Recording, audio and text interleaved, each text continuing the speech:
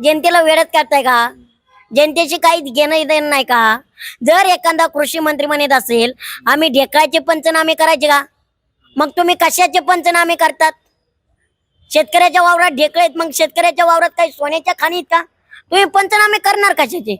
ओसाडगावची पाटील सुद्धा म्हणतायत ते. जर ओसडगावची पाटीलकी आहेच त्यांच्यासाठी, ओसडगावची पाटीलकी, कारण त्याच्यात काहीच नाही ना. त्यांना जर ढेकळाव जाता येईना, बांधाव जाता येईना, त्यांना बघता येईना, आणि जर ही ओसडगावची पाटीलकी, मग त्यांना कशाला पाटीलकी देता येईल? ही पाटीलकी दुसऱ्याला कुणाला तरी द्या, जो खरंच शेतकरी पुत्र असेल, खरंच तोला शेतकऱ्यांची जाण आहे. नुसता मी माईक मध्ये शेतकरी पुत्र आहे, मी शेतकरी पुत्र आहे असा म्हणणारा नकोय. तर खरंच त्याला शेतकऱ्याची जाण असली पाहिजे, अशाने त्याला कृषी मंत्री पद देणार आहोत.